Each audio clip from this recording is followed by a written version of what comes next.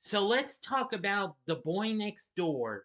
Is this 2015 film with J-Lo really that bad after it's been almost a decade since it came out? Well, yes and no. Find out in my review of this film right now. Big D's Entertainment Rankings and Reviews.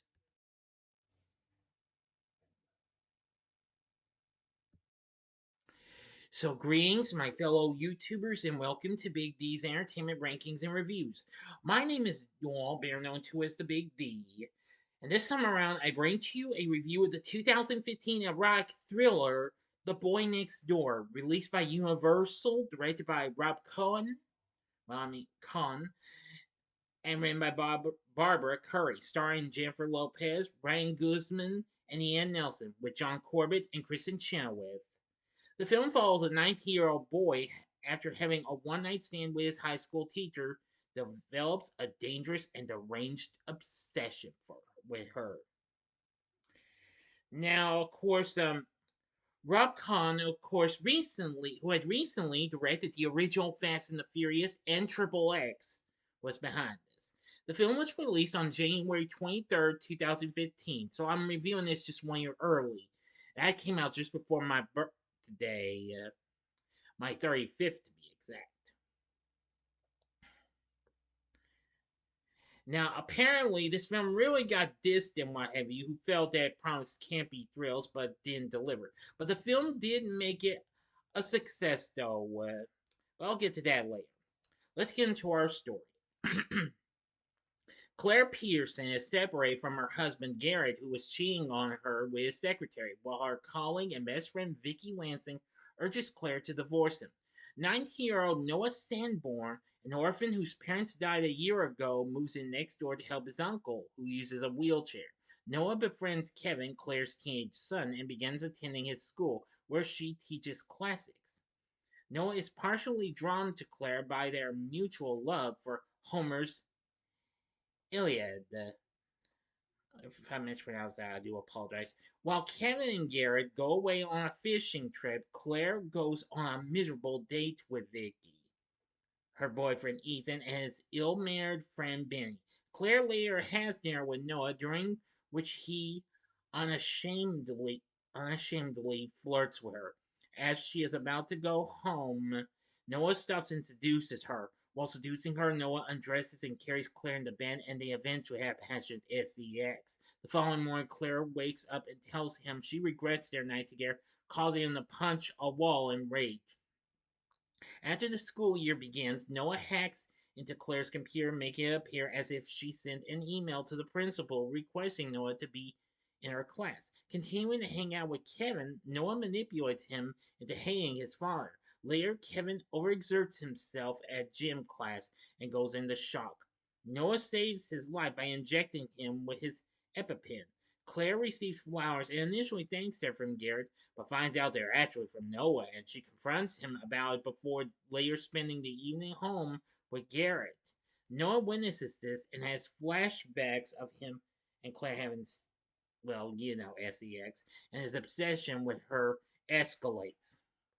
After an incident where Noah, defending Kevin, violently assaults a bully, leaving him with a fractured skull, Vicky, the school's vice principal, discovers that Noah was kicked out of his previous school for disorderly conduct and expels him after he aggressively insults her. Kevin prepares himself for his date with his classmate Allie at the fall fling dance. At the dance, Claire investigates a, a leak in the boys' bathroom where I effed Claire Pearson. I want to try and keep it just clean, even though this is an R-rated film. Written on the wall, Noah emerges and attempts to rape her, but she fends him off and demands that he stay away from her and Kevin. Under the delusional belief that Claire wants to be with him, he is unwilling to do so. Later that night, Claire sees Noah having sex with Kevin's date. The following day, Noah leaves a printer running in Claire's classroom with pictures of them sleeping together scattered everywhere. Claire is able to get rid of all the photos in the nick of time, either by throwing them away or stashing them under her desk before the principal and Claire's students walk in. Later, when Garrett's car brakes fail, he and Kevin narrowly escape serious injury. That evening, Noah attempts to blackmail Claire with a video of them having sex, saying he will relinquish it to her if she continues sleeping with him, but she again refuses. All right, now I'm on for the final act and the ending. As always, you know the procedure. You have 5 seconds to stop this video. Go to the description box below and fast forward to the time below. If you've seen the movie already, please continue. Okay, you've been warned. Claire has Vicky lure Noah away from his house so she can break in and delete the sex tape. Horrified, she finds nude pictures of herself all over the walls and on his laptop. She also finds instructions on tampering with the brakes of both Garrett's and Noah's parents' cars. Ethan's detective friend gives Claire the truth about the car accident in Noah's family. Meanwhile, Noah binds and gags Vicky with duct tape and uses a recording of her voice to lure Claire to her house. When she arrives, she discovers Vicky dead with her throat slashed and calls 911, but Noah appears. When she accuses him of killing his parents, he clarifies that his mother killed herself after his father cheated on her, and he retaliated by cutting his father's car brakes, killing him and his mistress. Noah takes Claire to a barn where he has tied up Garen and Kevin, outlining his deluded notion that killing them will help him and Claire start a new life together, and soon pours gasoline around the barn and lights it. Claire finally destroys Noah's delusions by stabbing Noah in the eye with Kevin's EpiPen. In the ensuing struggle, enraged, Noah attempts to kill all three, but Claire eventually pulls a lever that drops an engine on Noah, ultimately killing him. Claire and Kevin then help a wounded Garrett out of the burning barn as police and paramedics arrive. End of story.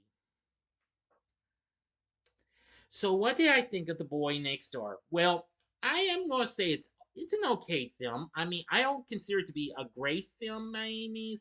I'm going to say it's an okay, good film and what have you.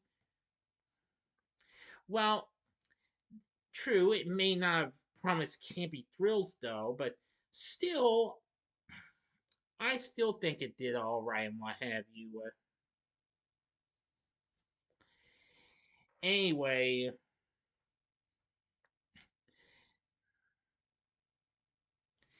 the film reviews were heavily dissed. The film sits at a mere 12% on Rotten Tomatoes, saying the film may get a few howls out of fans of stalker thrillers, but for most viewers, it won't even rise to so bad it's good status. The San Francisco Chronicle wrote, "Why Lopez decided to do this inept, cliche infested film is anyone's guess." The Boston Globe wrote that the film may end up as one of the worst movies of 2015, but it is also one of the most entertaining. The Guardian said it is bad, but it isn't that bad, and said for a would be cult classic, this could have been much more. Yeah. Well, that's understandable. Yeah, I feel like it's not quite close to being a so bad it's good film. But I'm gonna say it's alright and what have you. I mean, I would compare this to some other films that I've seen before. It's like the Devil in the Flesh films or The Crush or heck, even Fear, which, believe me, that's a film I still have yet to review that. I will eventually do that. We'll see if I can do that maybe sometime in the future or maybe next month. Just stay tuned for it. Um, Now, however, J Lo did win the Best Scared as Shit performance at the MTV Movie Awards. Unfortunately, that was before they soon went on to become the MTV Movie and TV Awards, and also won a couple awards from well, a, well, different kind of awards. I can't pronounce it because it's in Spanish. Some broadcast by Univision.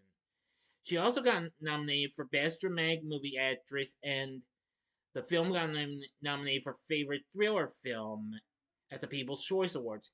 She even got nominated for Worst Actress at the Razzies, but lost, though. So, anyway, yeah.